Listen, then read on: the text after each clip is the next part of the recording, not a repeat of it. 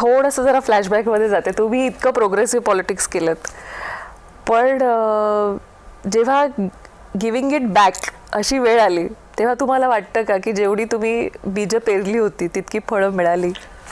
100% ना. मी आज इथे बसलोच नसतो ना. सो काय आहे ना की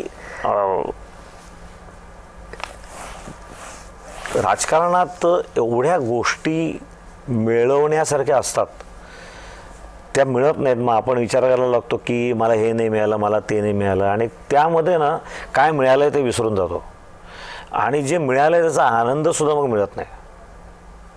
सो मला वाटतं की असं मी एवढं केलं त्याच्या बदल्यात मला काय मिळालं, काय नाही मिळालं याची लिस्ट खूप मोठी असू शकते.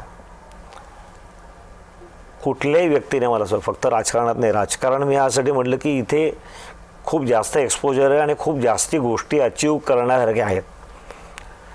म्हणून मी नेहमी म्हणतो की राजकारणातला हॉरायझॉन जो आहे, क्षितिज, ते थोडं जास्तच लांब आहे. कारण खूप काही आहे ना, त्यामुळे तुम्हाला किती मिळत गेलं तरी तुम्हाला वाटतं की अरे अजून मला खूप पुढे जायचं आहे. कुठल्या तरी एका पॉईंटवर मागे सुद्धा वळून बघितलं पाहिजे की मी कुठे होतो, कुठून आलो इकडे. 18 वर्षाचा मी असताना मी राजकारणात आलो.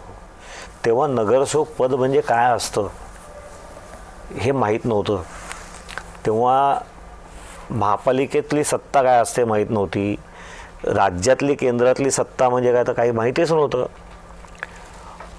काही मुद्दे पटत होते म्हणून त्या वयामध्ये ऑब्व्हियसली एक तरुण मन असतं, तो माणूस कार्यकर्ता बनतो आणि मग एक एक पदं वाटेत यायला लागतात. So at one point of time मागे पण बघितलं पाहिजे. फक्त पुढे बघत राहिलं की हे नाही मिळालं, हे नाही मिळालं, हे पाहिजे, हे पाहिजे, मग त्रास होतो.